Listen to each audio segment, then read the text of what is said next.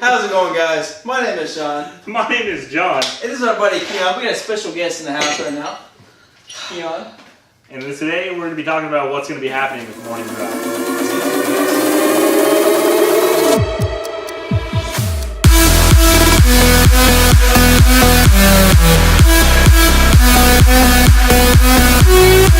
Alright, guys. Oh shit. Well, the screen is flipped, so we can't see what's going on. But actually, let me make sure the mic's on real quick.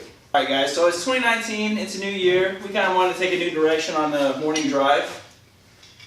So, John, what are you thinking right now, man? So ultimately, we're planning on making the morning drive more of an automotive news resource rather than what we were doing before, which is kind of a way for us to come back to you guys. The reason we're changing it up is because we're not as big as we wish we were, is a good way to put it. So making the morning drive a way for us to talk to you guys kind of really is pointless just because we've been responding to you guys pretty rapidly in terms of comments and everything.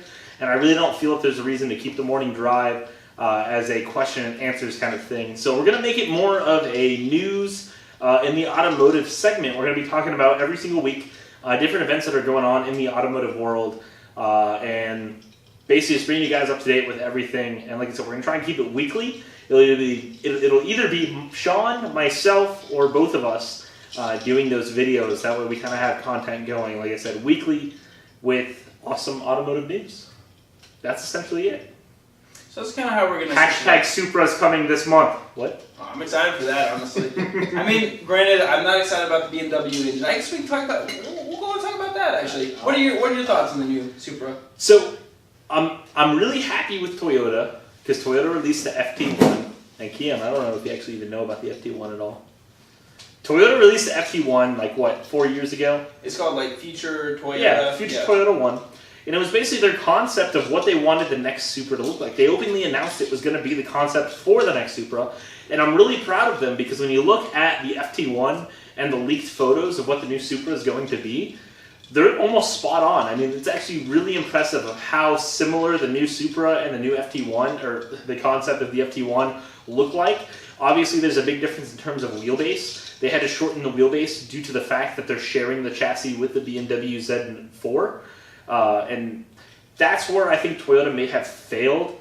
I think there's going to be a lot of people that wouldn't buy the new Supra just because it has a Toyota or a BMW engine and drivetrain in it. I really think it's going to be the pitfall of the new Supra. But can you deny the pops and burbles in the exhaust? No, you can't. I mean, honestly, it sounds nice. It sounds phenomenal. Little teaser what do you think, Keon, about the teaser they released? Or have you saw the video yet? I have not seen it.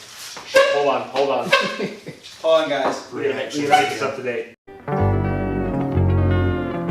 So, in literally 9 days. Okay, so actually by the time this video is released, well, maybe y'all already seen the new Supra, but what do you think, Keon, for the video? This week, just watch it. Sounds phenomenal. But I guarantee there's going to be people that are like, no, it has a BMW engine, not good enough. Because Toyota was so well known in the inline sixes that they made, and BMW is as well, but there's a lot of people that don't like having BMW, period. Well, and I can say I'm one of them. I don't want to work on a BMW. So I'll go ahead and put my input on that. So I rebuilt a 2011 335i. So it had the N55 motor, which was not the twin turbo inline six, but it was a twin scroll turbo. And it was a fun car. It was pretty quick, but I started looking at parts, like when I actually rebuilt it. For example, like a radiator fan, you would normally think, what, $150, $200? $650 is what a radiator fan costs from BMW. And used ones were still $500 from salvage yards. So parts alone for BMWs are expensive. But one time I was getting on the highway, and I was with Tony, one of my buddies. And I was like, okay, let's see what this thing can do. And I was getting on the on-ramp, and it literally gave me the half engine sign. And like it gave me like, so it was a good thing because it protected the engine, but it over boosted. So that after that, it kind of scared me because I started looking up engines and they were like $5,000, $6,000, and I'm like, you know what? I'm gonna go ahead and sell this thing while I'm already on top. You know, to be fair though, a $5,000 to $6,000 engine really isn't that bad at the end of the day because you're talking about a whole freaking engine. And if it's $5,000 to $6,000 for a good one, it's really not too terrible of a price. But I didn't want to be like underneath. Like I didn't want to be in this car more than what I had in. Right. That's kind of thing. You know, the S2000. I don't even want to keep track of how much I've spent on that thing. So I actually spent more on the supercharger than I did on the car itself. But regardless, I'm keeping the S2000 though. So that's But in terms of the Supra, I think Toyota had such a good thing going because they started out using their MG series motors, like the 5MG and the 7MG, and then they switched over to the 2JZ here in America. And I really think that Toyota is one of the best engine developers in terms of it being reliable and cheap, which is really hard to get both. Because not only is it cheap, but you can make a shit ton of power out of a 2J. You can make a ton of power out of a 2J, and it's reliable, and it's relatively cheap at the same time. And I really feel that Toyota somewhat messed up there, because I think there's going to be a lot of diehard Toyota fans that won't buy the new Supra simply because it has a BMW drivetrain in it. And it's not, they don't have a manual at this time either. At least yet. There's been some rumors that apparently Toyota is actually going to release a manual option for the new Supra. But from what it sounds like, it's not going to happen during the debut year of 2019 when they release it in Detroit, or at least what we're expecting them to release it in Detroit. So we're kind of just waiting to see if they do come out with a manual option or not. But there's been some pretty high-level rumors saying that they will. And to be honest with you, don't get me wrong, automatics might be quicker, but the driving experience you get out of a manual is top-notch. You can't beat it. I mean, rev matching, heel-toe downshifting. I mean, yeah, it just... And it makes it to where it's more involved. You know what I mean? Absolutely. You can't beat that experience. Keon likes to play with his manuals. God damn it.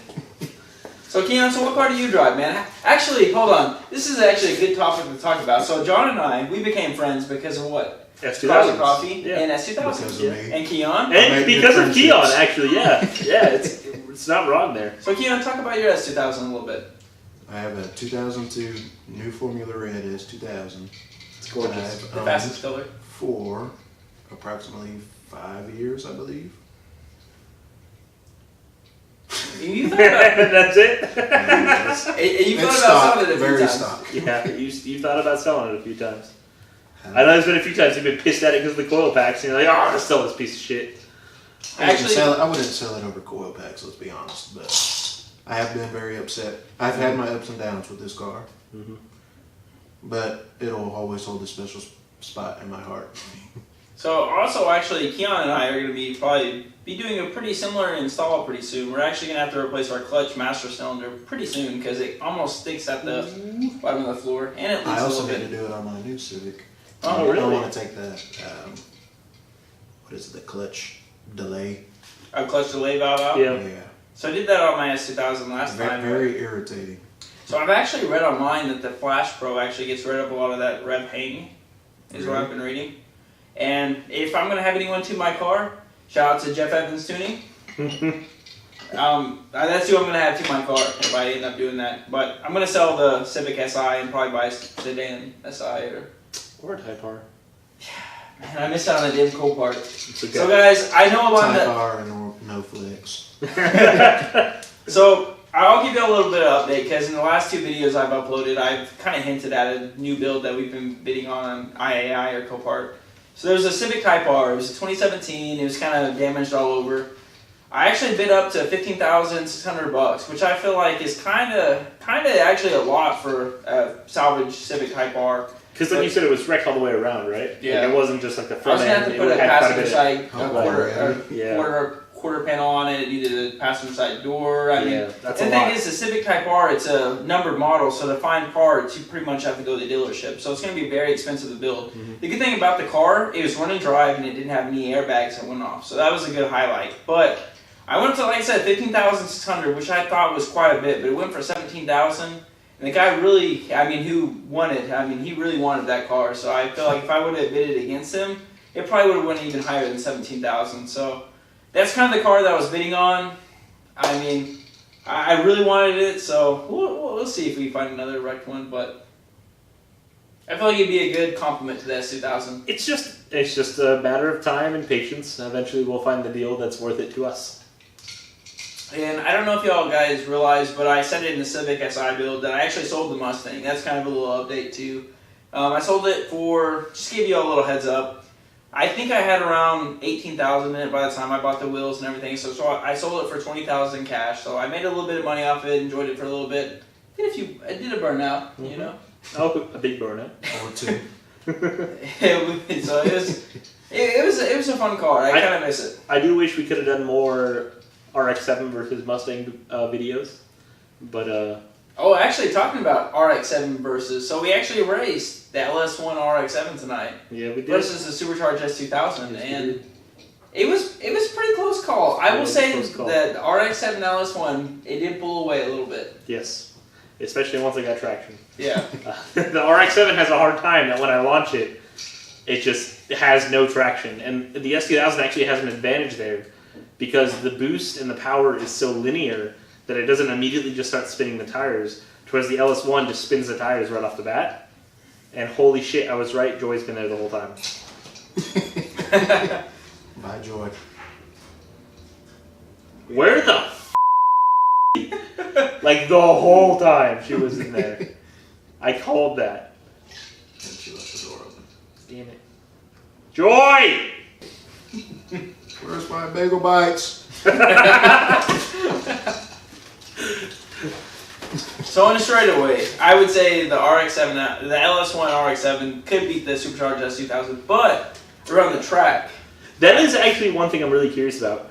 Because I will say the RX7, at least in my hands, does corner very well, except for the fact that I'm running 215s up front and they grip like absolute trash.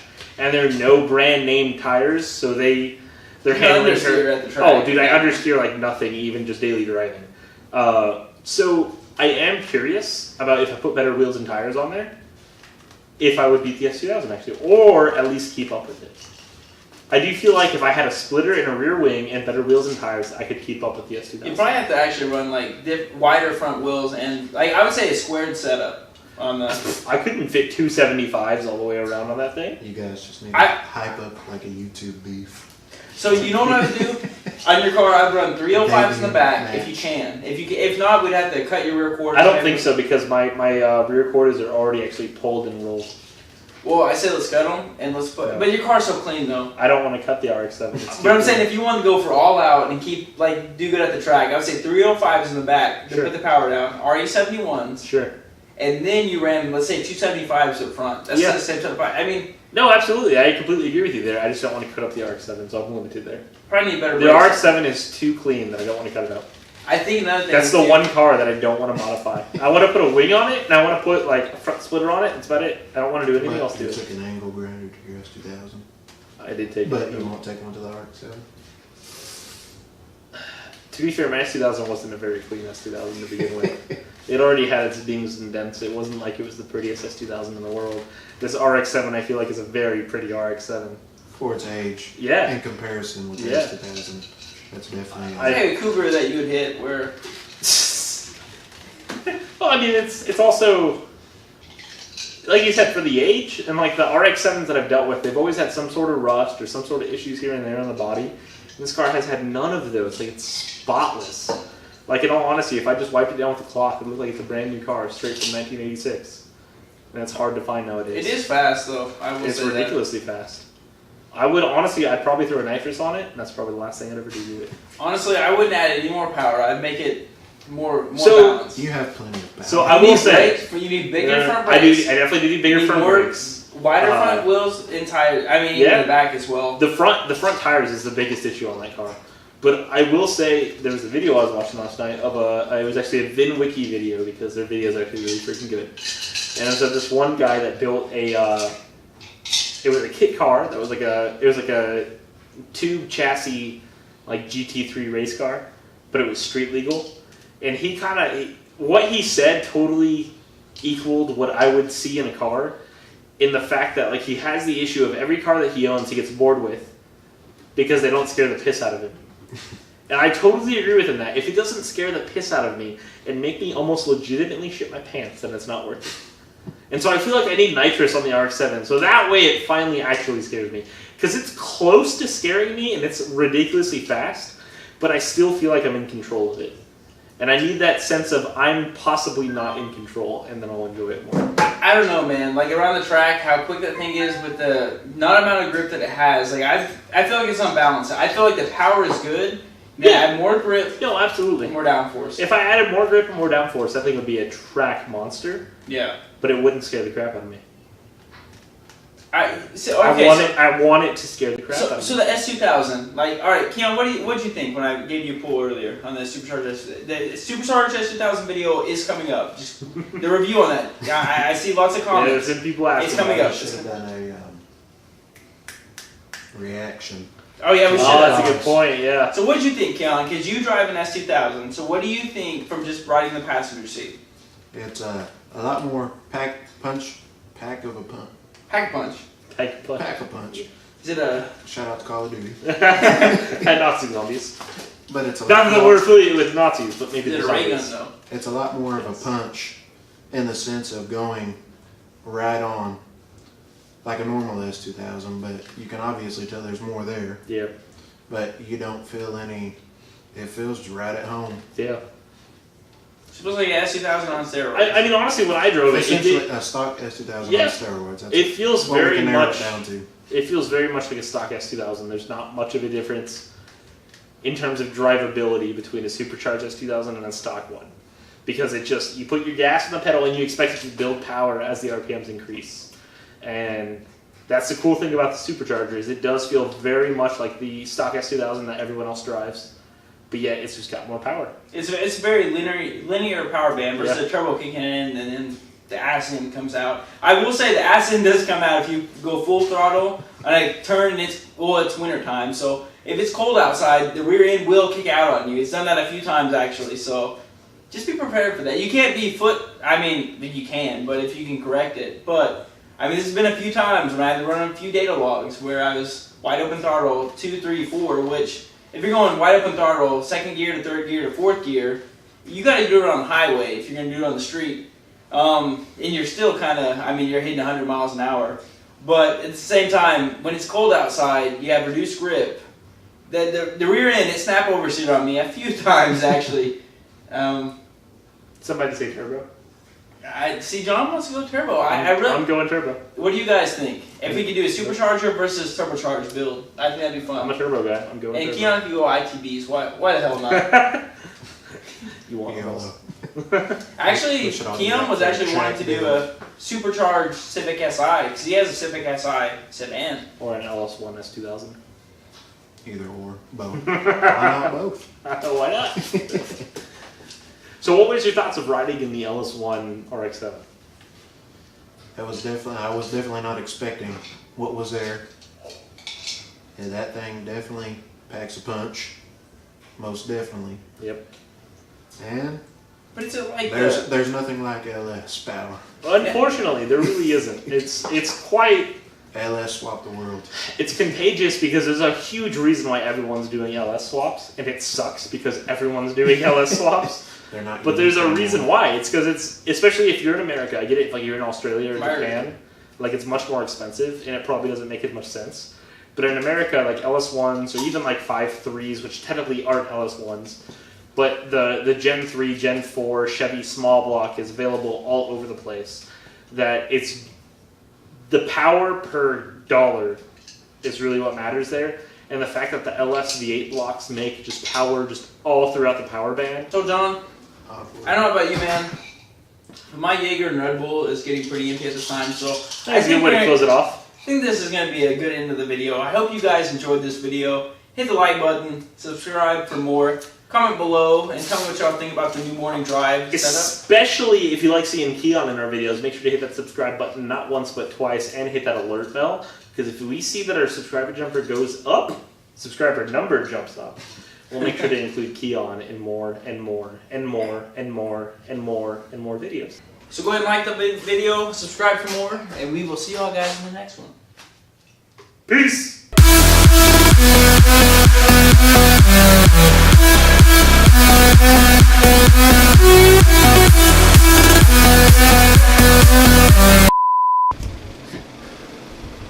John can't hang. No hang gang. We are smashing. Gang! Oh, good No. evening. Good evening. We are here in Paul's house. Or John's house. I'm sorry.